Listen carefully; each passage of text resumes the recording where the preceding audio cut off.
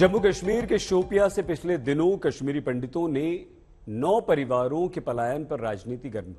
National conference के अध्यक्ष फारूक अब्दुल्ला ने प्रधानमंत्री और गृह मंत्री से मामले में तुरंत दखल देने की मांग की। अब्दुल्ला कह रहे हैं कि अगर सही समय पर कदम नहीं उठाया गया तो कश्मीर की घाटी में एक भी पंडित नहीं बचेगा।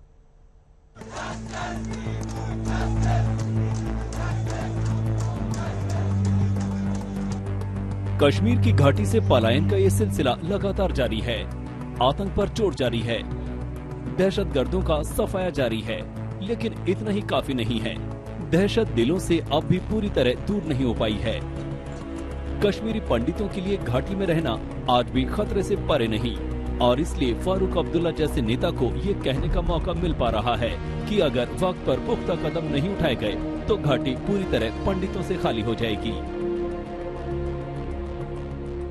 देखिए, ये तो बहुत अफसोस की बात है कि हमारे भाई बहनें जो यहाँ कई सालों से रह रही थी, बड़ी आराम से रह रही थी, वो ये महसूस करती हैं कि उनका रहना अब खतरे से खाली नहीं है। तो ये तो मैं समझता हूँ इसकी तरफ हमारे गृह मंत्री को देखना चाहिए, हमारे जो होम मिनिस्टर हैं उनको देखना चाहिए और इसकी तरफ तवज्जो देनी चाहिए कि वो जो रोज कहते हैं कि हालात ठीक हैं, तो हालात ठीक नहीं है, नहीं तो हालात ठीक हो तो ये क्यों जाते। कश्मीरी पंडितों के पलायन पर फारूक अब्दुल्ला आंसू बहा रहे हैं, लेकिन जम्मू कश्मीर में लंबे अरसे तक उनकी सरकार रही। जब सत्ता में थे तो कश्मीरी पंडितों के भरोसे के लिए क्या किया, ये उनसे भी पूछा जाना चाहिए। खैर, फारूक अब्दुल्ला ने तो फिलहाल गेंद केंद्र के पाले में डाल दी है। ये संयोग की ही बात है कि रक्षा मंत्री राजनाथ सिंह भी आज जम्मू कश्मीर में थे। कश्मीरी पंडितों के पलायन पर चिंता उनकी तरफ से भी आई। मैं समझता हूँ जम्मू कश्मीर में जो स्थिति बन गई थी उसके पीछे ऐसे लोगों की चुप्पी एक बहुत बड़ा कारण थी। सबसे दुखद तो तब रहा जब कश्मीरी पंडितों को एथनिक क्लिंजिंग करके उन्हें घाटी से पलायन करने पर मजबूर किया गया। समाज का प्रबुद्ध वर्ग जब अन्याय के खिलाफ अपना मुंह बंद कर ले तो समाज के पतन में मेरे बहनों भाइयों देरी नहीं लगती है। जम्मू कश्मीर की ये कड़वी हकीकत है कि कश्मीरी पंडितों को आज भी घाटी छोड़नी पड़ रही है। शोपिया से 9 परिवारों के पलायन की खबर आज तक नहीं देश को दिखाई, लेकिन इस मुद्दे पर आज भी ठीक रही फोड़ा जा रहा है। फारूक अब्दुल्ला के दर्द झलक रहे हैं तो बीजेपी कह रही है फारूक अब्दुल्ला साहब घड़ियाली आंसू बहा रहे हैं।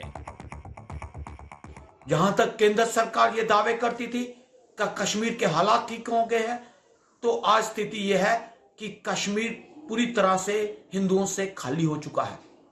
सरकार को चाहिए और खासकर प्रधानमंत्री जी और गृह मंत्री जी को चाहिए कि वह इस गंभीरता को समझें और इन परिस्थितियों को गंभीरता से लें और इसमें हस्तक्षेप करें, क्योंकि प्रदेश की सरकार पूरी तरह से फेल हो चुकी है टारगेटेड किलिंग रोकने में और कश्मीरी पंडितों को पलायन रोकने पे। सवाल है, सिर्फ सवाल उछालने से क्या होगा? ऐसे कदम कब उठेंगे? वो वक्त कब आएगा जब पलायन का ये संकट हमेशा के लिए दफन हो जाएगा? सुनील जी भट्ट, जम्मू, आज तक। कश्मीरी पंडितों को घाटी में लगातार निशाना बनाया जा रहा है, उन पर टारगेट हमले हो रहे हैं, उन्हें घर नौकरियां छोड़ने पर मजबूर किया जा रहा है। जम्मू में कश्मीरी पंडितों ने आज फिर प्रदर्शन किया। आज इनका 168वां दिन है प्रदर्शन का और आप देख सकते हैं कि यहाँ पर सैकड़ों की संख्या में जो कश्मीरी पंडित समुदाय के युवक युवतियां हैं वो प्रदर्शन कर रहे हैं और मांग कर रहे हैं कि इनका स्थानांतरण जो है वो जम्मू संभाग में किया जाना चाहिए। और साथ ही में इनमें काफी आक्रोश है, जिस प्रकार से अभी जिला प्रशासन शोपियां का बयान आया है कि कश्मीर से कोई पलायन नहीं हुआ है, उसको लेकर भी इनमें आक्रोश है और इनका कहना है कि सरकार जो है वो गंभीर नहीं है कश्मीरी पंडित समुदाय के विषय को लेकर। तो साफ तौर पर यहाँ पर प्रदर्शन जो है वो उग्र हो रहे हैं, लोगों में नाराजगी भी है और साथ ही में लोग कह रहे हैं कि आखिर कब तक कश्मीरी पंडित समुदाय के लोगों को यातनाएं सहनी पड़ेंगी, क्योंकि 1990 से लगातार ये चल रहा है और 1990 के दशक में भी जो कश्मीरी पंडित पलायन करके नहीं गए थे वो भी अब घाटी छोड़कर आ रहे हैं। हम यहाँ पर सीधा कुछ प्रदर्शनकारियों से बात करते हैं।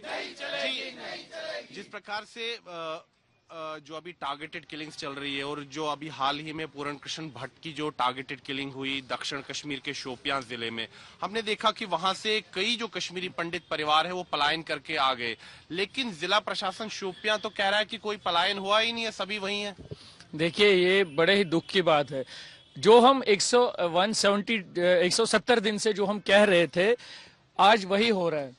हम सरकार से यही कह रहे थे कि वहाँ के हालात ऐसे नहीं है, वहाँ वातावरण ऐसा नहीं है, जो टेररिज्म अभी पीक पर है, 90 के हालात फिर से वहाँ है, तो हम वहाँ काम नहीं कर सकते। हम क्या, कोई भी वहाँ जो भी माइनॉरिटी में हिंदू है वो वहाँ काम नहीं कर सकता, लेकिन सरकार डिनाइल मोड में थी। और अभी आपने देखा पिछले 2 महीने में 17 फैमिलीज जो है वो कश्मीर से माइग्रेट होके आई है, जो पिछले 32 सालों में नहीं हुई। लेकिन जिला प्रशासन शोपियां तो कह रहा है कुछ हुआ ही नहीं है, वो तो डिनाइल मोड में। बिल्कुल, ये तो बड़ी दुख की बात है कि वो डिनाइल मोड में है। जहां से देखिए, आप भी गए होंगे, सब मीडिया पर्सन जो भी है वो वहां गए, उनके घर में उन्होंने अपने हालात बताए कि हम वहां से निकल के आए, किन परिस्थितियों में हम निकल के, लेकिन सरकार डिनाइल मोड में थी है। और जैसे 32 सालों से डिनाइल मोड में चल रही है सरकार, सेम वही प्रोसीजर अपनाया जा रहा है।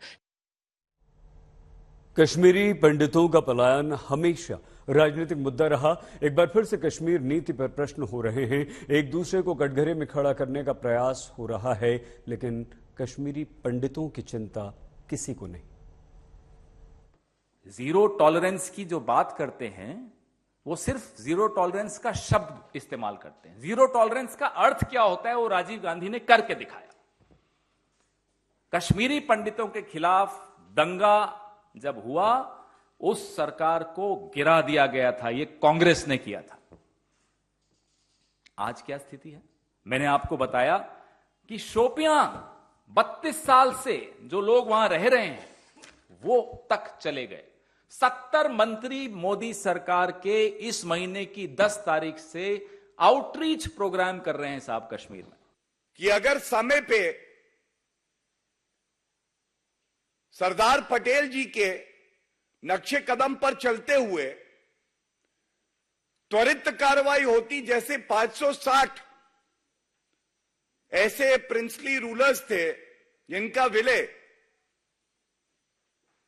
भारत में हुआ और नेहरू जी भी उसी रास्ते चलते, तो शायद जो जिहादी आतंकवाद का रूप हम देख रहे हैं उसका सामना भी भारत को नहीं करना पड़ता।